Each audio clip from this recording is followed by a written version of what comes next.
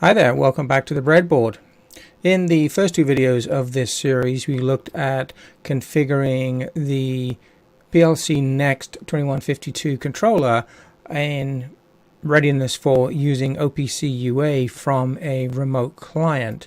We configured the networking, we configured the Opc Ua variables by setting up some default variables in the configuration and mapping them to I/O digital ports as well as analog ports. We also tested the initial setup to make sure that using PCWorx under debug we could indeed monitor and control both the digital inputs, the digital outputs, the analog in and analog out ports. That was all successful, so now it is time to configure a Raspberry Pi Model 3B Plus with Node-Red and Opc Ua modules. That's Node-Red-Contrib-OPCUA if you want to look for it. I will provide a link in the description. And what we're going to do is configure it with secure communications using a username and password as well as 256-bit encryption, where we will need to sign and encrypt any payloads going to and from the PLCnext Starter Kit. So, without further ado, let's get started and continue with this series. This will be the last of the first three-part video series in getting this done with a simple demonstration. Okay, so here we are on Node-Red. This is running on my Raspberry Pi, and what I have installed here is Opc Ua. Okay, now if I go into the palette manager, I can show you exactly which one it is. So it's the Node-Red-Contrib-OPCUA. Okay, and the Node-Red I have is version 0.19.1. I guess we can ignore everything else. So I'm not going to go into how Node-Red works. I've got plenty of other videos about Node-Red as well, but what I will quickly go through some of these things that I have here, and especially the most important ones. So starting at the top, this is just an injection node. So if I click that button there, it will inject a timestamp through the flow. So the first item is an Opc Ua item, and that's where you program the item string that identifies the node that we're looking for. So in our case, this ARP PLC ECLR is the root of the variables that we're interested in looking at, and I'm going to do a browse on this. It's just a string, that's why the type here is a string.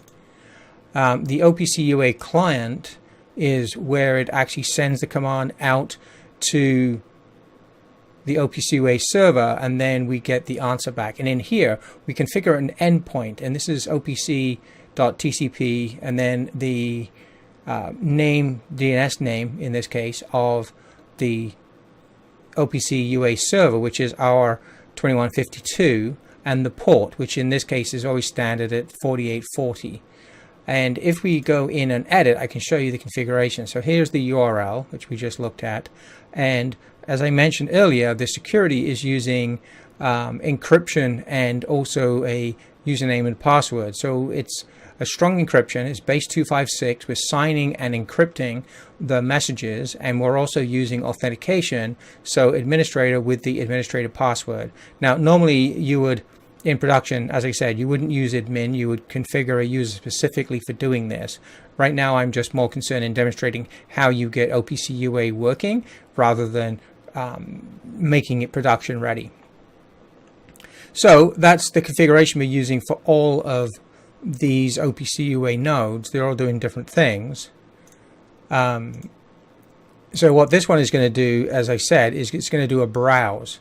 So here's my debug window, and this is the only one that's currently set for showing any debug. So if I click on the timestamp, it's going to query the server, and it's going to come back with a whole bunch of objects that represent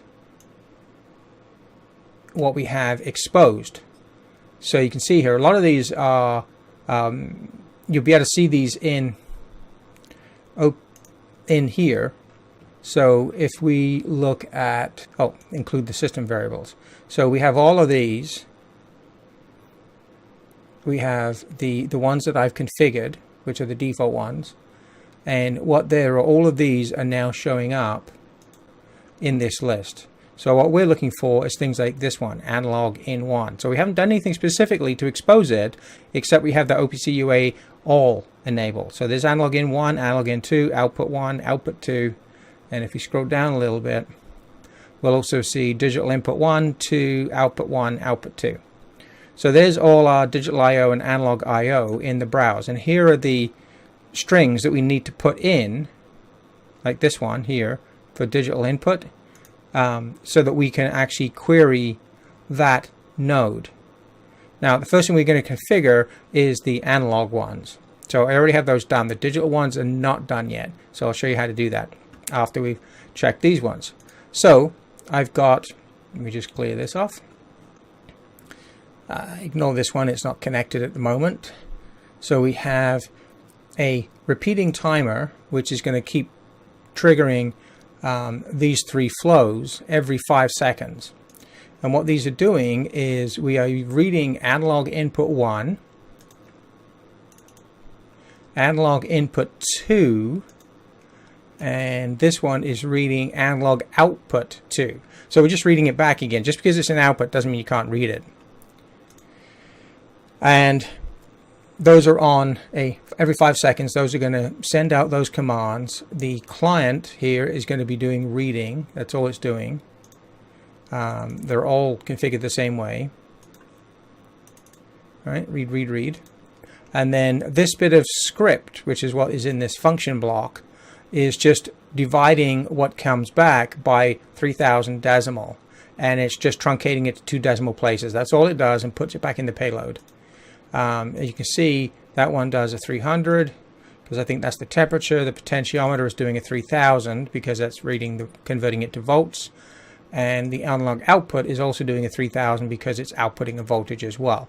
So, and then at the end of this, we've got a dial potentiometer that shows us the value that the potentiometer is outputting.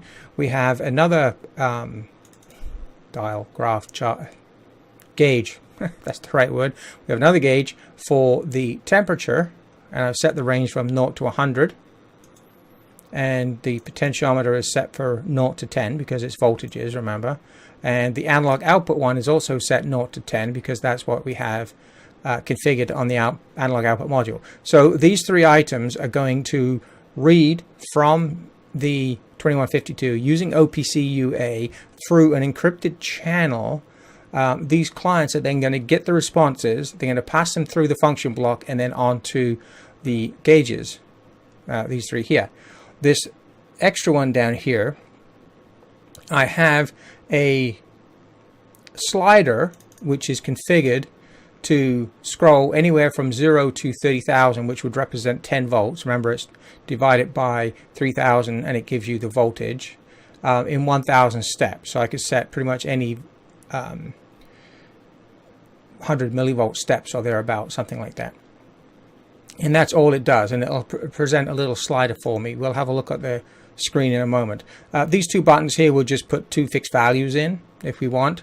And we have the analog output 2 is where it's going to output it to. That's the one that the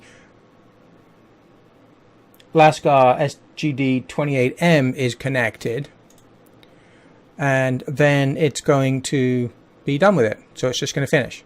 This last one down here is actually a subscription, which we're going to subscribe to the value on analog input 2, which is the temperature one, and we're going to output it through the same function block, and we're going to output it to the chart.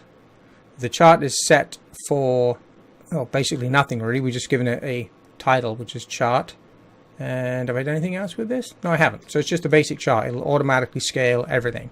So what does this look like on the Node-Red dashboard screen is basically this. Here's our potentiometer, which is being read. And you can see it just did a little update there. 26.5, 26.6 is our temperature gauge.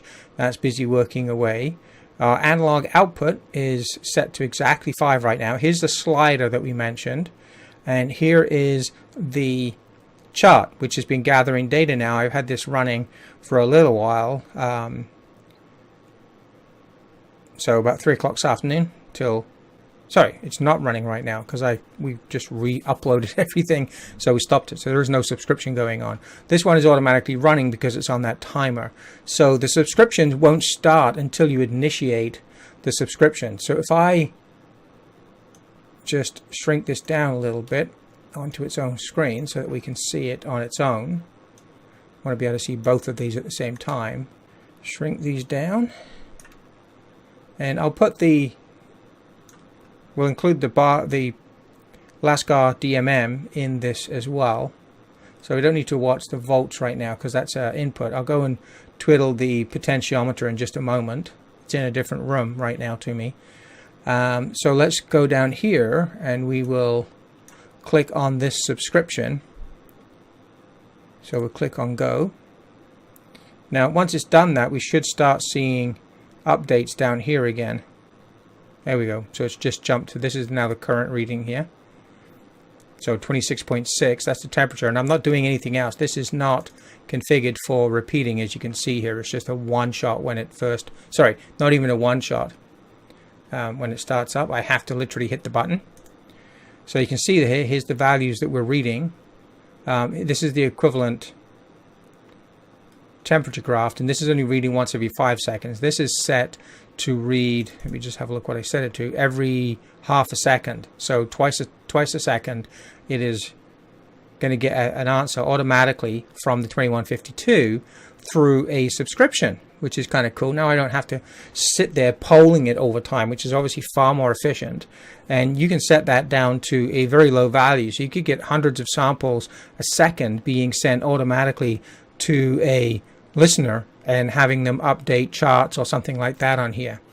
So that's everything from an analog perspective that we were looking at. Oh, except for the analog output. Let's just, so right now it's set exactly to 5 volts, but I've never changed it, so it may not have moved.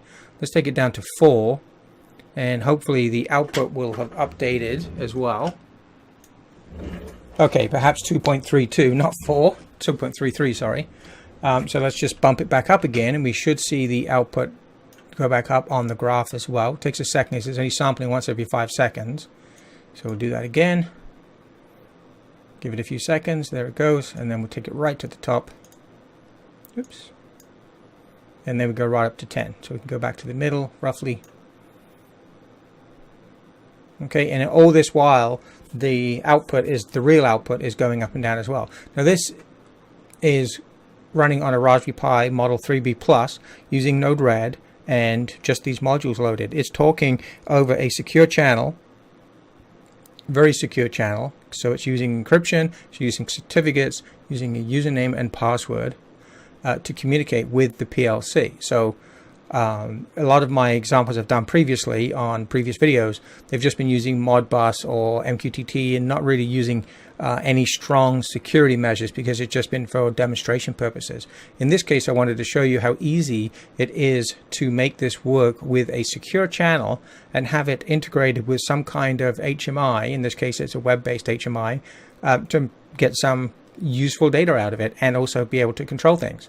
So I'll quickly show you now how to set up some digital ports. So we'll just put some little indicators on this same screen, and we'll have a button that we can turn outputs on. We'll use the camera to record just the LEDs on the output module, and we'll be able to toggle the switches to see the inputs coming on and off on here. So we'll put some lights or something like that, sorry, not buttons, to show the state.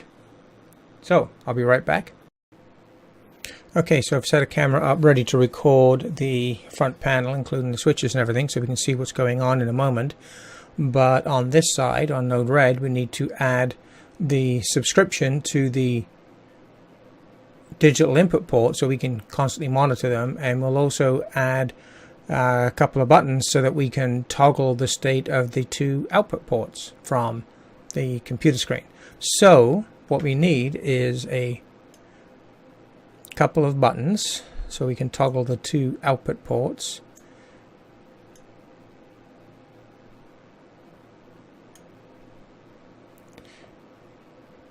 We need Opc Ua items for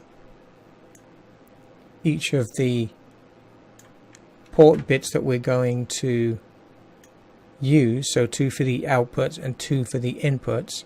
Now the input we can set up as a subscription again, so we don't have to keep polling it. So we'll just tie it to this same timestamp here. So we tie them all together there. We need a Opc Ua client, which is going to be for subscribing for each of them.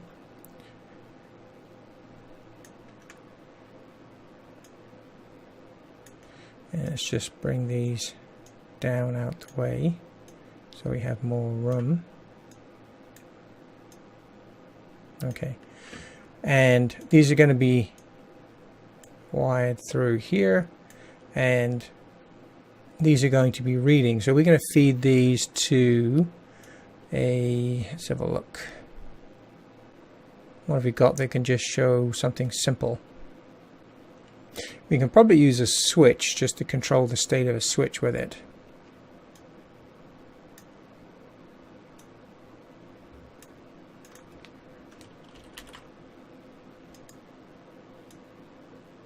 Now, for the sake of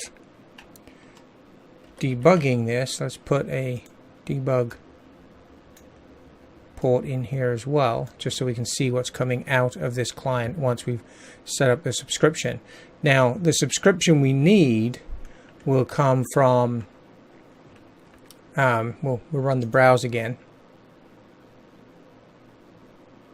and we'll go up to one of the digital so we get the proper string to put in there.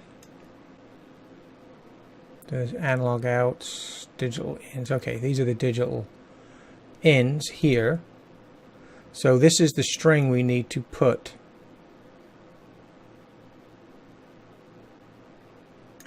And need to widen out so I've got it all right here. So we'll copy that and we'll go to the Opc Ua item. So we've got digital in 1 and digital in 2 is what we're adding to this. So here is where we put in our string.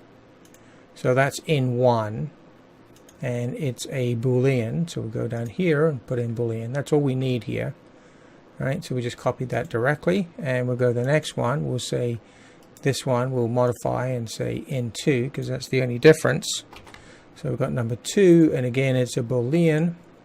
So we'll say done there. Here we're just going to say it's a subscribe, and we'll pick our endpoint. And interval we're going to do it 500 milliseconds as well, so twice a second. And done there. And this one, same thing, send it to subscribe and pick the endpoint and 500 milliseconds, done. And the output of these are going to feed to the switches, so we're going to put these to, actually we'll create a new group. We'll put them on the same tab, but we'll create a different UI group for them. So they'll still be under PLCnext. We'll call this digital, and we'll add that in. So we'll call these digitals on there, so it'll be on the same screen. So we've got true and false for on and off coming in. That should also, if we click them, it'll also send it out as well, but we're not going to use the out for now. So we'll say done there, and we'll configure this one same way. So digital PLCnext, and everything else will stay the same. And that should work for now, those 2 digital inputs. Just move these down a little bit, make room. Now our outputs, actually I'm going to, instead of using a button, I'm going to use a switch. It will make life easier. So we're going to put a switch in both of these, which are going to output a true false. So we'll put them on the digital as well. And this time we'll say digital out 1, and this will be digital out 2, and I think that should be okay there. We should give these a name. Digital in 1 and digital in 2. Done. The items for the digital inputs are going to be, well, we've done those, sorry, we're doing the digital outs now, so that's going to be these ones.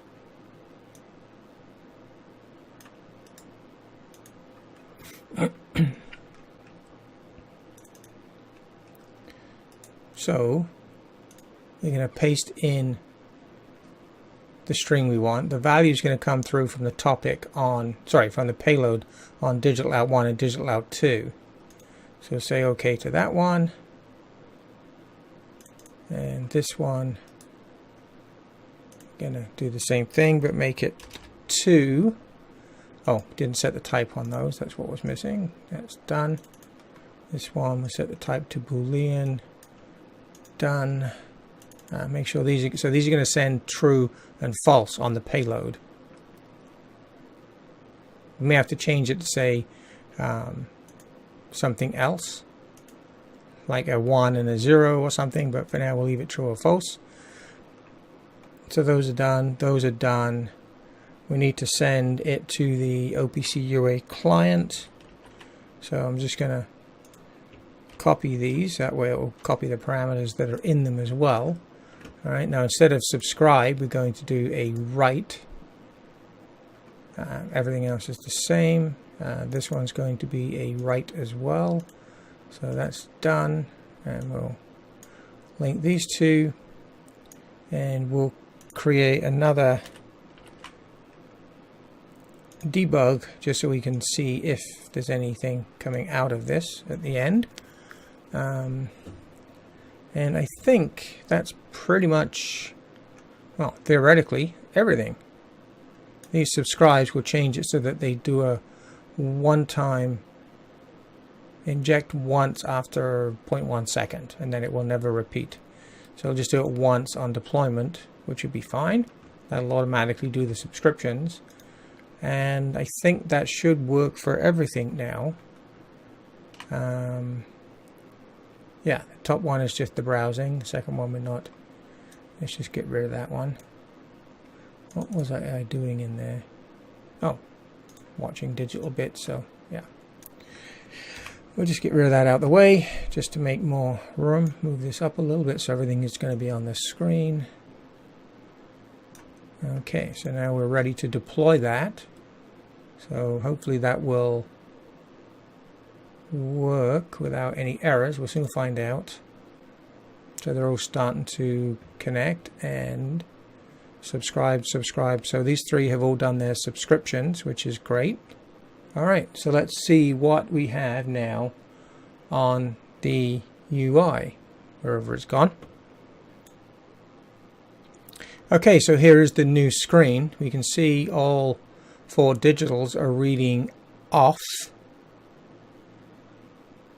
So let's go start the camera and well actually, while I'm leaving this recording, I'll go over and switch digital input 1 and 2 and we'll see what happens. I'll put the camera on so you can watch that as well.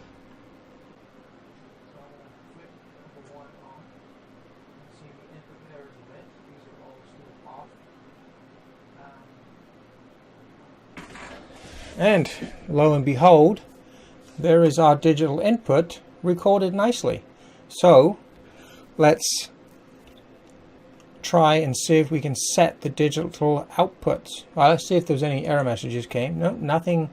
No error messages. Let's go back here. So we'll go digital out 1 on. So yes, indeed, we can see right here that digital out 1 light has come on right there, which is excellent. So I'm just going to toggle them again, and I didn't have the sound recording a moment ago when I sent the output for this digital 1 to come on. So I'm just going to go and toggle them again, this time with the camera out here recording audio. And I'll also change this now down to 3 or 2, let's say, thereabouts. And we'll go toggle the other ones. Oh, while we're here, we'll just flip that switch.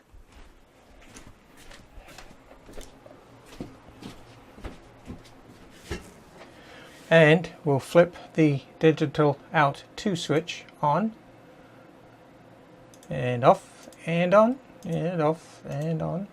Now obviously switching these is going to have no effect, and because nothing has changed now, it's not going to send another update thing. So let me just go turn both of them off, and then I'll turn input number 2 back on again. So I'll turn them both off and then back on.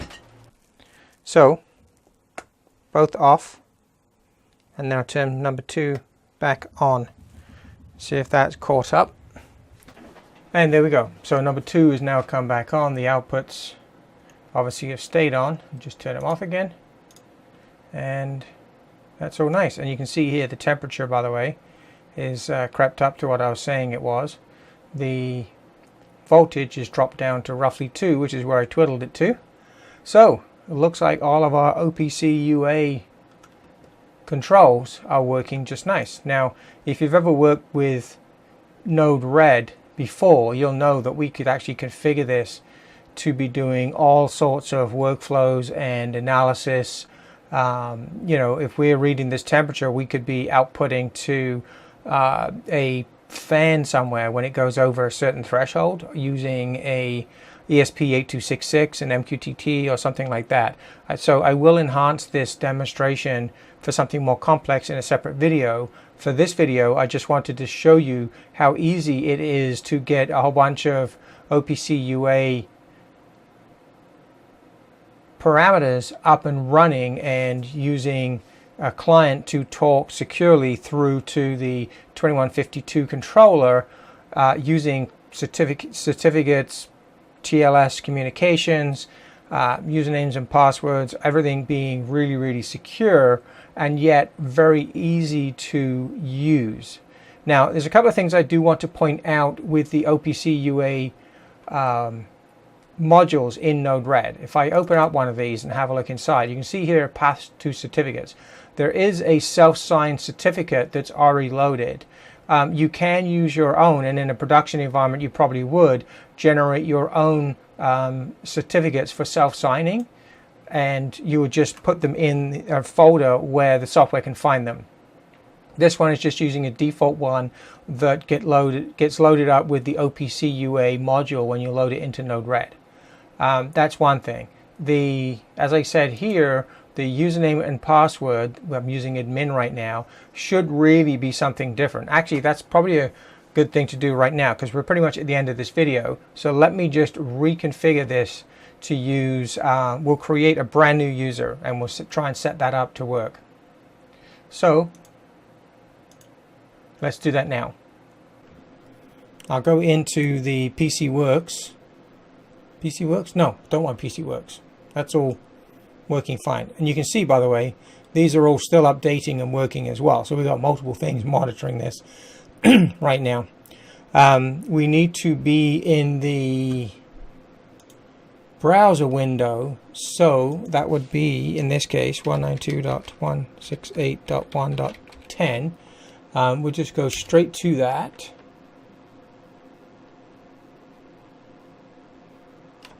We will go into easy configuration. This is the web browser port that is supported directly by the 2152 PLCnext controller.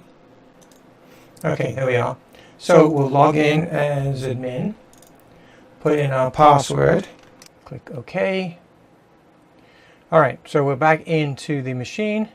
So user manager is where we want to be. Right now I've got admin as the only one. So I'm going to add a user. We're going to call it, let's call it Opc Ua just for ease of use. And password, we're just going to put in a password, nice and simple. I'm not actually putting in a complex one here. Say add. Okay, so here's our user. We're going to give it a role now. So we're going to say that it can be data viewer and a data changer. I'm not sure what all of these roles necessarily equate to, but I think that will probably be enough for this. No admin rights, and that should be enough, I think. So let's just save that. So now we have Opc Ua as a user. So let's go back to Node-Red and see if it will allow us to use that. I'm just going to simply change the existing connection string to use that new user. So Opc Ua, this will take effect for all of the ones I've just done. So we'll say update and done. So I've now put in a user that can just do read writes. There's no admin rights in there or anything. And we'll say deploy, and hopefully this will all, and we won't bother saving that.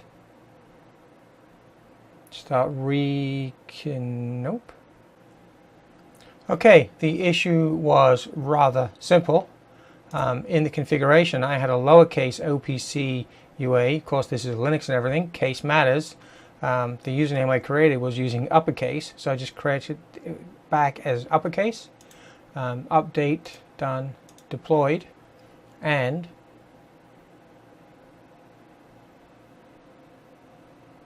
we should see all of these come active again. There we go. Perfect. So that's good. That I think is from a different page. Yes, that's not from here, so just ignore that.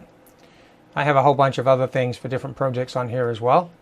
And I think the last thing to look at is go back to the PLCnext. I did add viewer to this as well, but I don't think I need viewer separately, so let's just save that without it. I just did data viewer, data changer. Save, so that's just the two permissions.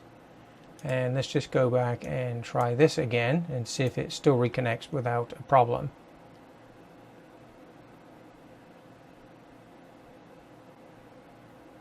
And it does, which is excellent. Let's go back to the dashboard, and yes, they're all coming up again. We can turn these on and off, and you should see the lights going on and off on the control panel. And changing the analog value, it's not being shown up. I don't have the panel meter in view, but you can see this is actually a separate read coming back from it, so we can see that's working fine. Potentiometer is still down at 1.9 volts, which is where we set it last, and the temperature is 27 degrees in the lab at this moment. It's actually quite warm for some reason. Busy working hard, I guess. Anyway, so that completes it. So we've got the Opc Ua running as a separate independent user that does not have admin rights within the Linux operating system. It does not have any rights except to do view and write to the variables that we've set up. Now you can extend those permissions to, you could have a separate account for reading, a separate account for writing, etc., etc. But what I've shown you here is how easy this is all to set up.